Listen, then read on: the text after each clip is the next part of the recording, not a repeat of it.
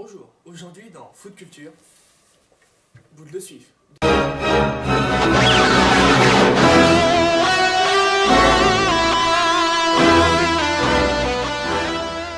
Guide mon passant.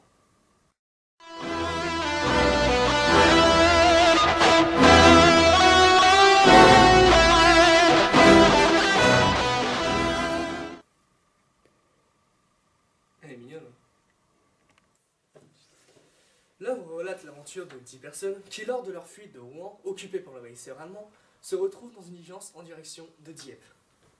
Je suis prussien, pas allemand. Oui, c'est bon, pardon. Les 10 voyageurs sont 2 couples de bourgeois, un démocrate, un couple de commerçants, 2 religieuses et une prostituée. Enfin, une femme galante, qui indigne autant qu'elle éveille la curiosité et la méfiance.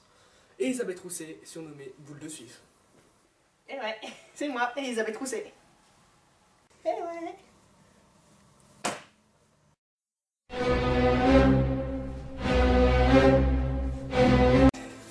Tout au long de la route qui mène à Dieppe, le voyage est difficile, la neige ralentit la diligence, le froid est incisif.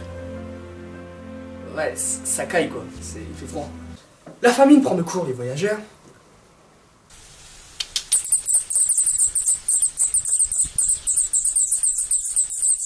Exactement. Qui peut bénéficier de la générosité et de la prévoyance de Boule de Suif. Eh ouais, moi j'ai pensé à prendre des provisions. Qui en veut? En effet, celle-ci partage ses provisions avec les 9 autres passagers. Provisions qu'elle est la seule à avoir pensé à emporter avec elle pour le voyage, et qui font oublier à ses compagnons, du moins temporairement, leurs préjugés vis-à-vis d'elle. Hypocrite.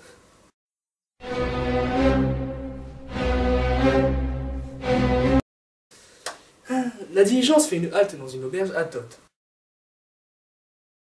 Et les voyageurs se rendent compte que celle-ci est occupée par l'ennemi allemand. Non, prussien. Leur officier supérieur remarque donc le suif, lui fait des avances et lui demande de le rejoindre avant le souper. La jeune femme est certes une prostituée, mais refuse de coucher avec l'ennemi, avec le soutien de ses compagnons de voyage. Je vais tout de même pas coucher avec l'ennemi, hein. Devant son refus, S'il faut les quitter cette auberge, Boule de Suif doit coucher avec moi. mais la jeune femme continue de refuser. Oh ben alors.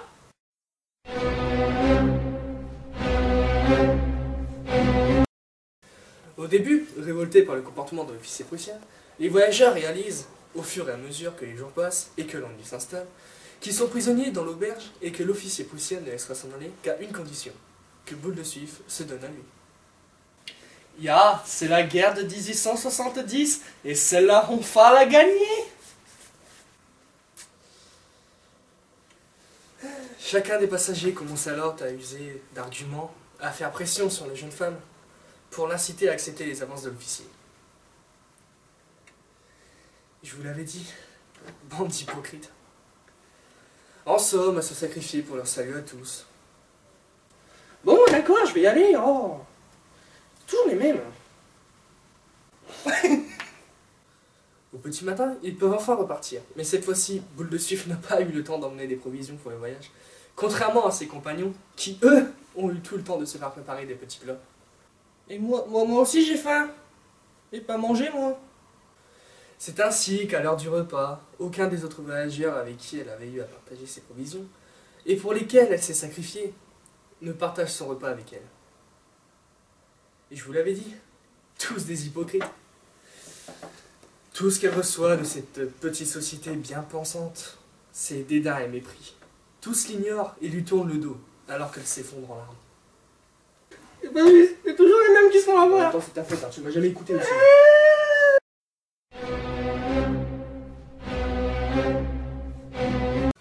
Bon, quel est l'intérêt de cette nouvelle? Que cherche à nous dire Maupassant dans ce conte cruel? Eh bien, c'est simple. La diligence est un microcosme. Bref, un résumé de la société de l'époque, avec des représentants de toutes les classes. Boule de Suif, c'est le peuple. Le vrai peuple. Et le peuple se fait toujours avoir par les autres classes. Au revoir, c'était Foot Culture.